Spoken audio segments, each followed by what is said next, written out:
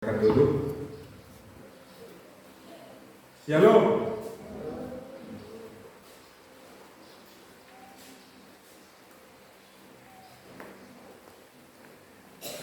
Saat ini kita akan mendengarkan firman Tuhan.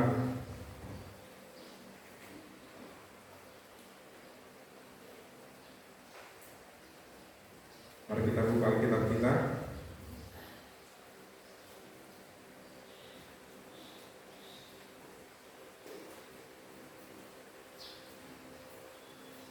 Markus 1 ayat yang ke-16 sampai dengan ayat yang ke-20.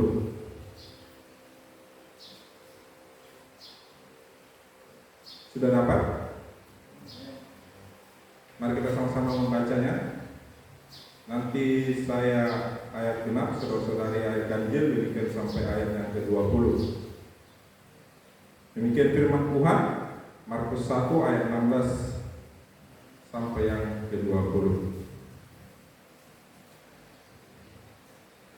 Ketika Yesus sedang berjalan menyusur danau Galilea, ia melihat Simon dan Andreas, saudara Simon. Mereka sedang menebarkan jala di danau sebab mereka penjala ikan.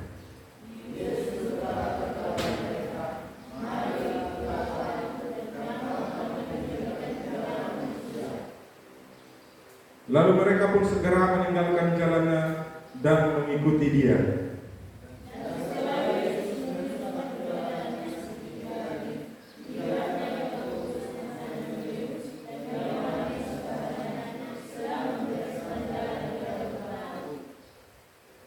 Yesus segera memanggil mereka dan mereka meninggalkan ayahnya Zebedeus di dalam perahu bersama orang-orang upahannya lalu mengikuti dia. Amin. Saat siang hari ini saya akan menyampaikan firman Tuhan yang berjudul Mengikut Yesus. Coba kita sama-sama katakan, saya mau mengikut Yesus. Saya mau mengikut Yesus. Lebih kompak lagi, saya mau mengikut Yesus. Saya mau mengikut Yesus. Apa alasannya kita mengikut Yesus?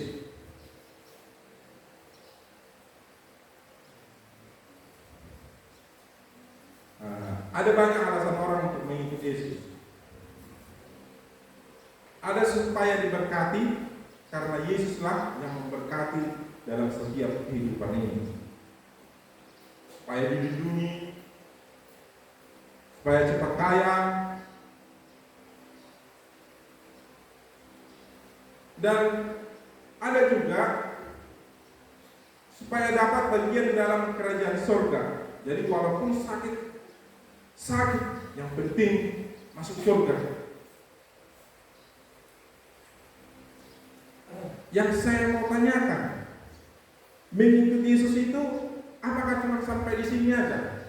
Sampai di situ aja?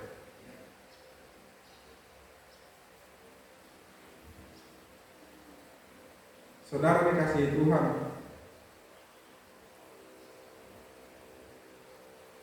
mengikut Yesus bukan hanya sampai di situ saja.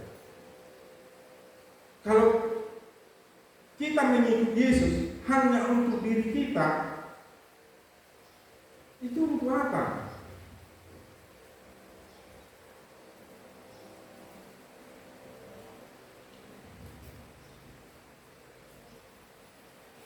Kalau tidak membawa dampak apa-apa,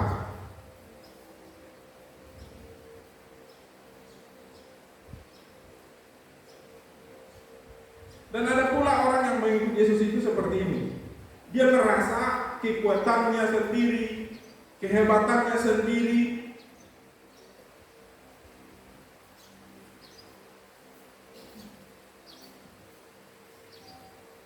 Saudara dikasihi Tuhan, orang-orang yang merasa dirinya hanya sekedar untuk dirinya sendiri, keegoisannya sendiri, itu membuktikan bahwa dia bukan pengikut Yesus. Karena Yesus bukan seperti itu.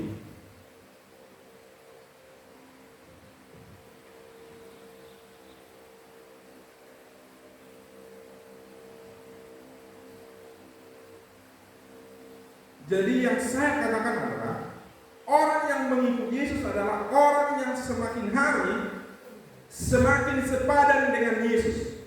Amin. Orang yang mengikut Yesus adalah orang yang semakin hari semakin sepadan dengan Yesus. Semakin serupa dengan Yesus. Karena dia setiap hari mengikuti Yesus. Setiap hari dia memikirkan bagaimana sifat Yesus. Bagaimana cara Yesus berpikir. Bagaimana cara Yesus berkata-kata. Apa tindakan Yesus. Karena dia terus mengikuti Yesus. Sehingga semakin hari semakin serupa dengan Yesus.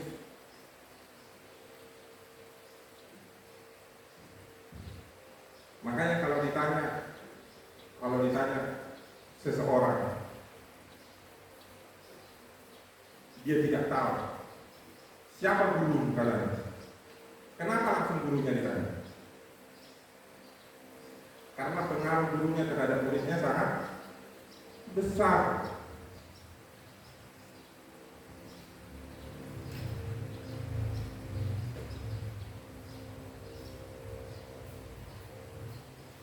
Makanya kalau di sekolah, kalau jahat anaknya di sekolah, siapa yang dipanggil?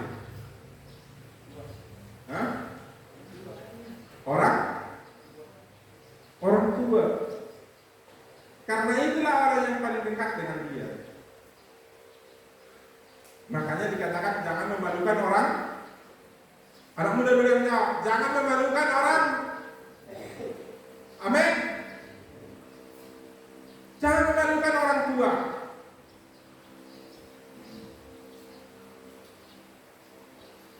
Saudara dikasihi Tuhan, udah berapa lama kita mengikut Kristus? Apakah kita semakin serupa dengan Kristus?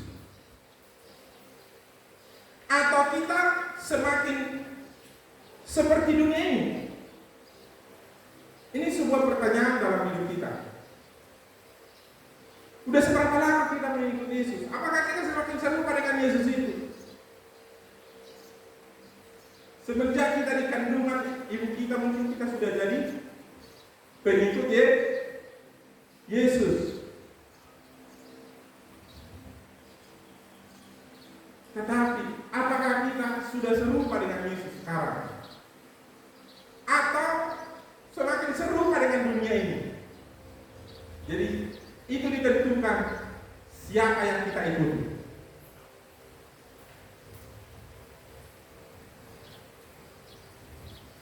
Ada orang berkata seperti ini.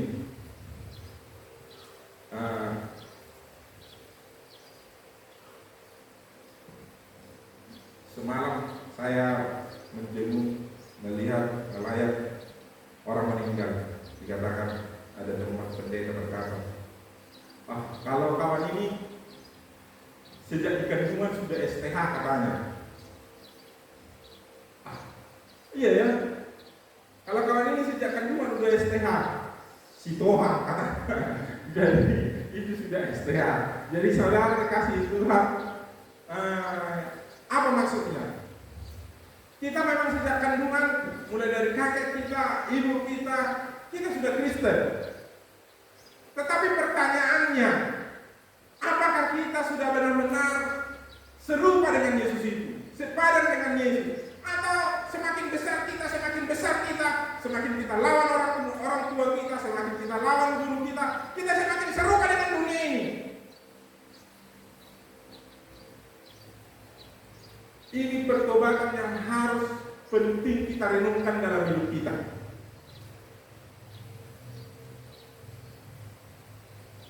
Yang harus kita renungkan dalam hidup ini. Perlu kita menangis untuk hal ini.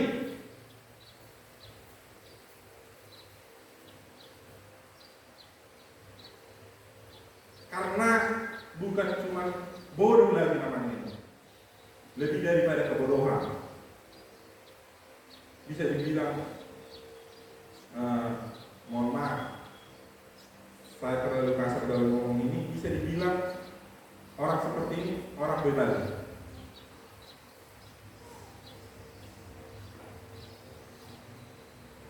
Untuk itu saudara dikasihi Tuhan, bagaimana kita menjadi pengikut Yesus? Bagaimana kita menjadi pengikut Yesus? Coba kita baca ayat yang ke-16. Dan saya bacakan sendiri. Ketika Yesus sedang berjalan menyusur danau Galilea, ia melihat Simon dan Andreas.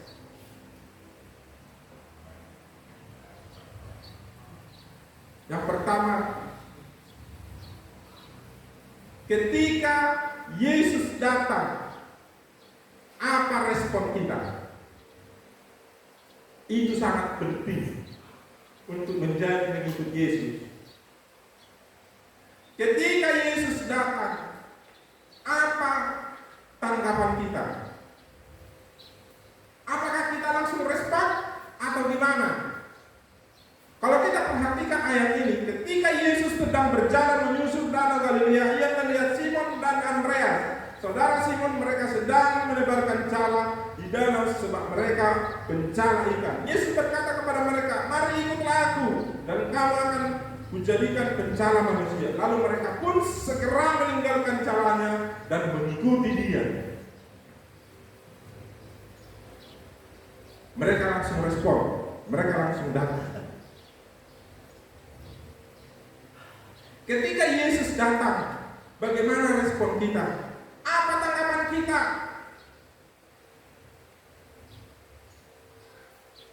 Saya buatlah dulu contoh.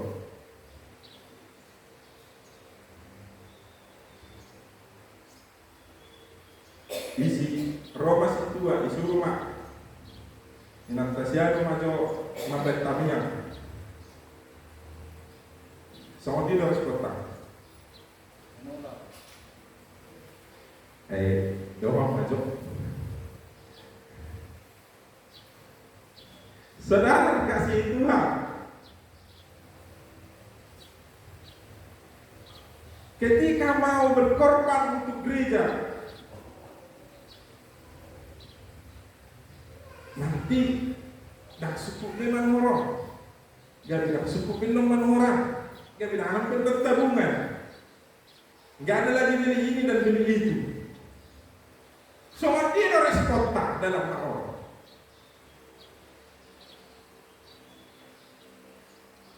Patuluhan, walau pas mana berjualan, salah kau kan pas berjalan walau kau, pas melebarkan jala, pas jualan, udah diletakkan cara beja, semua udah capek, tinggal nunggu pembeli. Datang kurang. Ayo kita ke sana kebaktian. Gimana respon kita?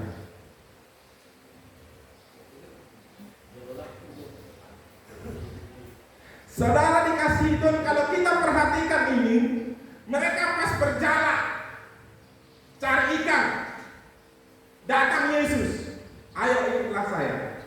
Mereka langsung tinggalkan dan mereka pergi untuk mengikut Yesus. Saya sudah berapa kali saya katakan di tempat ini, sampai berulang-ulang saya akan terus katakan ini. Mengikut Yesus itu tidak gampang, dan mengikut Yesus itu tidak murahan. Mengikut Yesus itu sangat penting dan prioritas. Amin. Dan dibutuhkan kesungguhan, ketangguhan, kekuatan, kemampuan. Seluruh kehidupan kita harus kita kuras untuk bisa mengikut Yesus. Mulai dari harta kita, pikiran kita, hati kita, jiwa kita, waktu kita, itu harus kita gunakan untuk mampu mengikut Yesus. Bukan hanya secuil, saudara.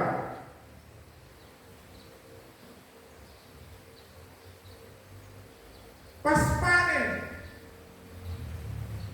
main ibadah, main krek, HP ropa telepon.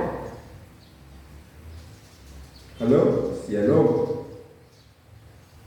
Bawa dengan pendeta lebaran? Iya. Bapak mohon secepatnya pulang. karena ada urusan yang penting, urusan gereja, untuk pelayanan. Apa yang harus saya lakukan? Ini respon. Apakah saya tinggalkan pekerjaan itu, atau saya pergi untuk melayani, untuk mengikut Yesus? Jadi saudara dikasihi Tuhan, mana prioritas dalam hidup kita? Tuhan atau harta? Tuhan atau pekerjaan? Ini sangat penting. Ini yang harus kita tangisi, harus kita renungkan, harus kita gumuli, supaya kita bisa melakukannya. Bagaimana caranya? Secara logika ini tidak mungkin, akan susah. Tapi ada tekniknya, ada caranya. Supaya kita bisa melakukan ini, kita harus tumbuhkan cinta kepada Tuhan dengan cara membangun hubungan dengannya, yaitu mulai berdoa, baca firman, dan praktekkan firman itu mulai dari diri kita. Bukti kita mau membangun hubungan dengan Tuhan, kita harus mempraktekkannya. Saudara dikasih Tuhan,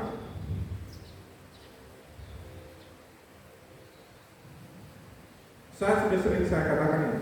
Seseorang yang cinta, dia akan usahakan berhubungan dengan orang yang dicintainya itu paling sedikit 1 kali 1 hari. Mungkin sekali sejam, sekali 2 jam. Cuma nanya, udah makan saya? Di mana posisinya saya? Lagi ngapain? Sesuatu hal yang tidak penting pun dipertanyakan, karena dia suka. Saudara dikasihi Tuhan, begitu juga dengan mengikut Tuhan. Di saat kita bangun hubungan sama Tuhan, kita mulai cinta sama Tuhan, apapun yang tentang Tuhan, kita pasti suka dengan dia. Dan kita akan berusaha untuk mencari tentang Tuhan. Siapa Tuhan itu, di mana Tuhan itu, kita pasti terus mengikutinya, karena kita sangat mencintainya. Bagaimana caranya? Kita bangun hubungan. Kita mulai mau berdoa sama Tuhan, kita mulai baca firman. Oh, ini maksudnya. Oh, ini maksudnya. Oh, harus seperti ini. Oh, harus seperti ini. Karena kita baca firman-Nya. Dan kita mulai mau membuka YouTube, kita dengarkan khotbah-khotbah. Kita cari tentang Yesus. Karena kita cintai Dia. Sama dengan seseorang yang fans dengan artis Korea. Dia akan cari siapa sih si Lee Min Ho itu. Dia tingginya sekian, tempat tinggalnya ini, istrinya ini, berapa kali dia pilih. Kalau dia udah suka dengan Lee Min Ho ini, dicari tahu siapa dia sebenarnya. Karena dia suka dengan itu. Begitu juga dengan Yesus. Harus lebih daripada itu.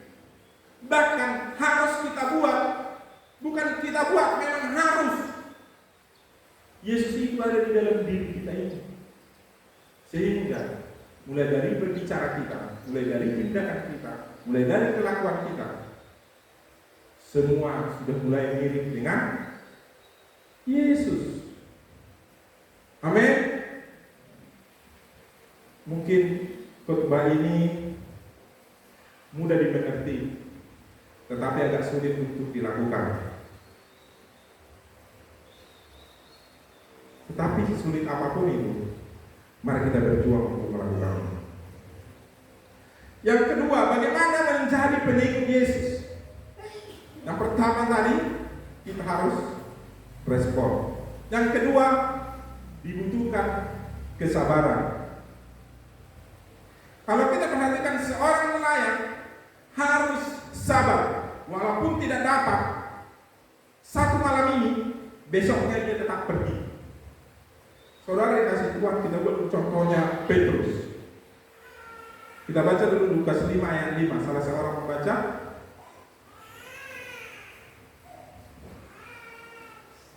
Lukas 5 ayat 5. Yang cepat.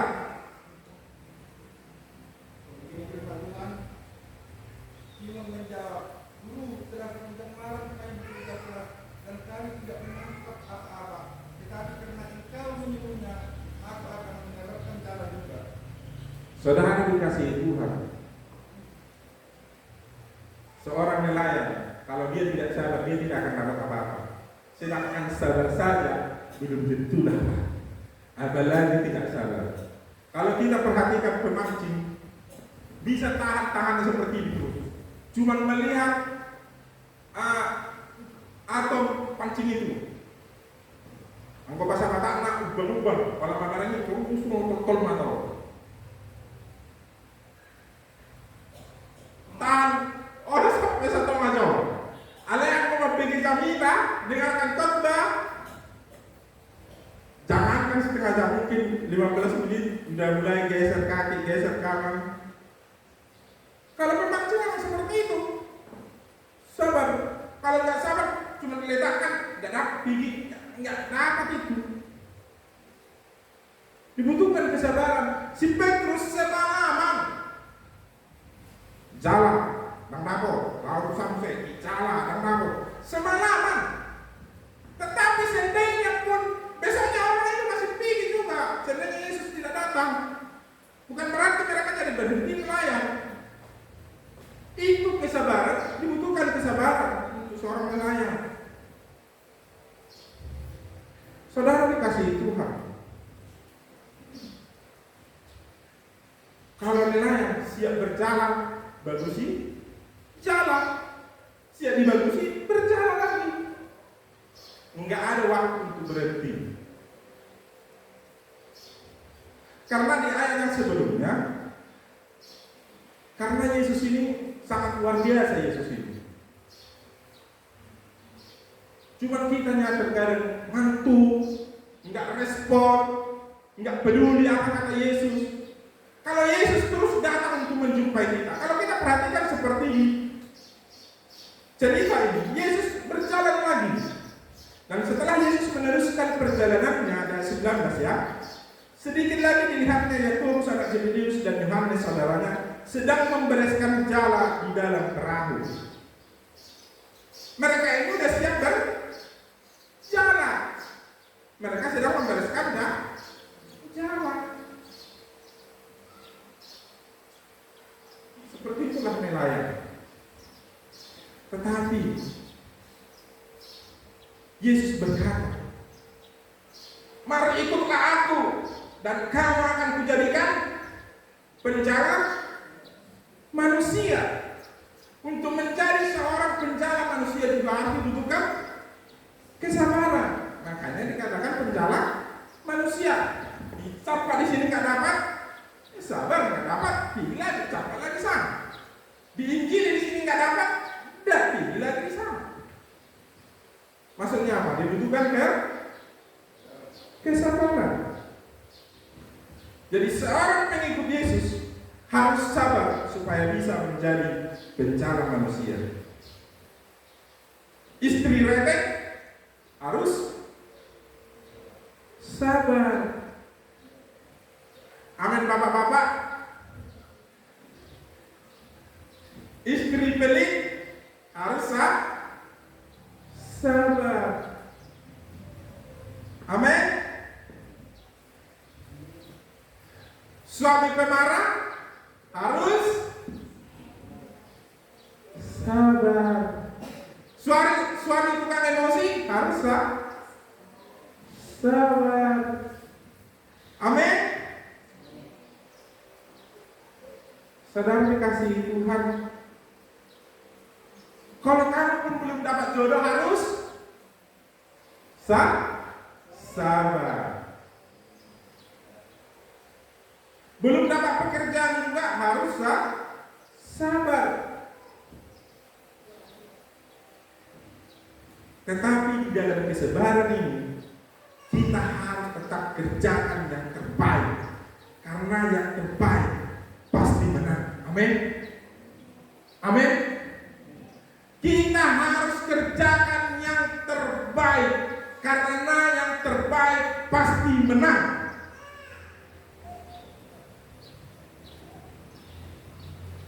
Orang yang sabar dalam mengerjakan sesuatu pasti mendapatkan hasil yang maksimal.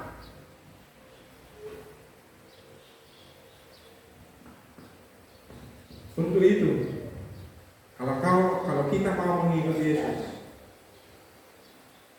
mari kita buat kesabaran di dalam diri kita ini.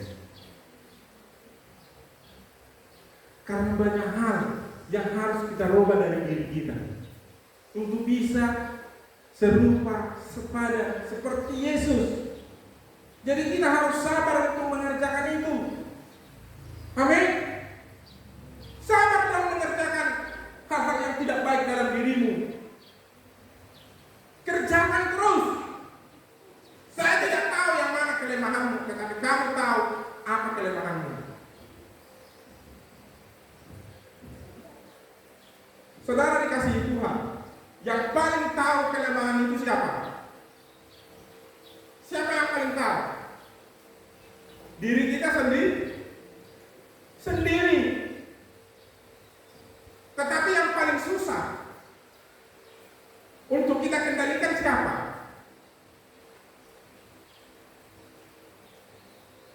Siapa? Diri kita sendiri.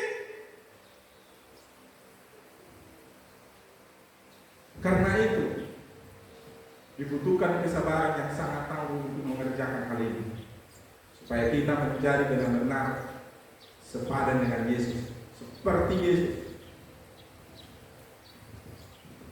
Karena kita mengikuti Dia. Oke, yang pertama tadi kita harus respon. Yang kedua, kita sabar. Yang ketiga, ini yang terakhir. Yang ketiga, kasih waktu untuk Tuhan. Kasih waktu untuk Tuhan. Nelayan tidak ada waktu untuk istirahat. Siap menjalan, membagusi jalan, tapi ditinggalkan demi untuk Tuhan.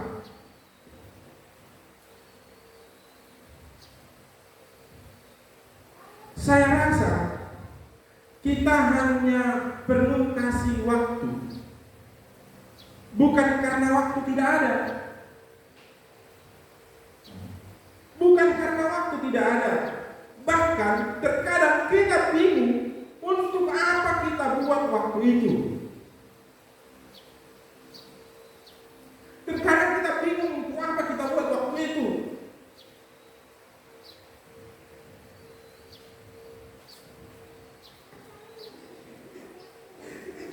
Jadi buatlah waktu khusus untuk Tuhan.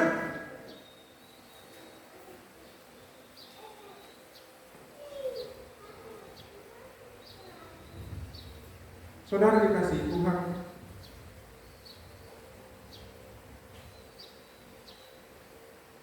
kalau hari-hari ini kita jalani, kita tidak pernah kasih waktu kita untuk Tuhan.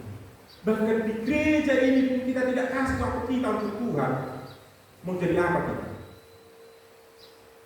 Karena untuk memberi waktu itu pilihan. Di gereja ini bisa juga kita kasih waktu kita. Kita tidur, ngantuk, nggak kita pedulikan. Mau nyanyi situ, mau doa situ, mau dengar firman Tuhan di situ. Penting kita duduk, ngantuk. Kita nggak mau kasih waktu kita sama Tuhan. Lebih enak kita kasih waktu kita untuk tidur kita, untuk main-main kita, untuk main HP, walaupun di gereja, untuk cubit teman, untuk cerita, untuk yang lain. Untuk memberi waktu itu adalah pilihan. Karena itu saya ulangi, orang yang cinta Tuhan pasti dia memberi waktunya banyak untuk Tuhan. Karena setiap kasih waktu kepada orang yang dia cintai itu. Kalau engkau cinta dengan hartamu, pasti banyak kau kasih waktumu untuk hartamu. Kalau kau cintai pekerjaanmu, pasti kau kasih banyak waktumu untuk pekerjaanmu. Kalau kau cinta sama Tuhan, pasti banyak kau kasih waktumu untuk Tuhan. Dan pilihan itu ada sama kita.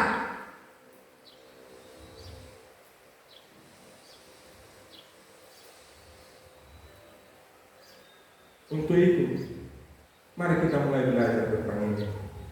Setiap hari beri entah 1 jam, entah 1 menit, entah 1 detik, seberapa besar harga Tuhan itu di dalam hidupmu. Seberapa cinta hidupmu kepada Tuhan, maka akan sebesar itulah kau kasih waktumu untuk Tuhan.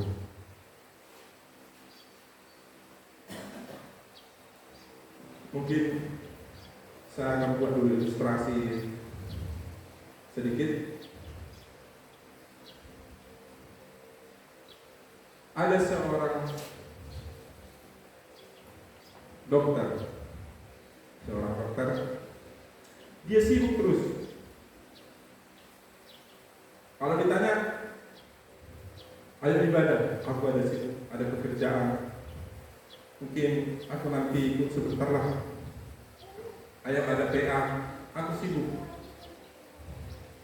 Ada ini tuh. Selalu dikatakan sibuk. Tetapi di saat dia penyakit jantung,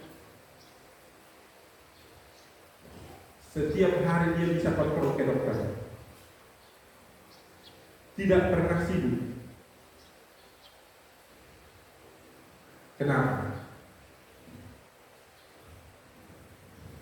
Kenapa?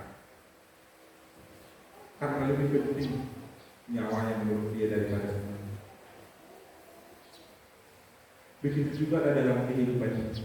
Di saat kita renungkan, di saat kita benar-benar menangis datang sama Tuhan, dan kita tahu bahwa Tuhanlah yang terpenting dalam hidup ini.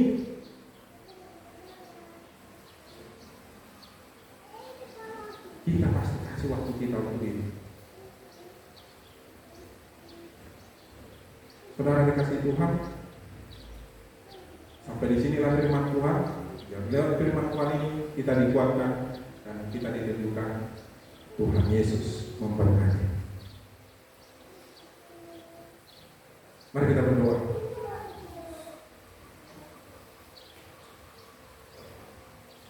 Engkau Allah yang begitu luar biasa dalam hidup kami, yang tidak pernah meninggalkan kami. Ajari kami Tuhan untuk terus belajar tentang Engkau. Ajari kami Tuhan untuk bisa mengerti Engkau, supaya kami benar-benar bisa menjadi pengikut-Mu, pengikut yang sejati, yang terus Engkau ada dalam hidup kami. Sampai di surga nanti kita bisa bersama dengan Engkau Tuhan. Kami mau lebih dan lebih lagi.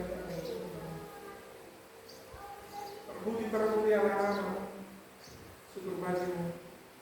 Biarlah Engkau menyempurnakan firman yang kami dengar hari ini. Biarlah setiap kami semakin mau mendekatkan diri kepada-Mu. Terpuji-termulialah nama Tuhan Yesus. Selanjutnya ibadah kami mau serahkan ke dalam tangan kuasa Engkau yang memimpin sepenuhnya ibadah ini. Hanya dalam nama Yesus kami berdoa dan mengucap syukur. Haleluya. Amin.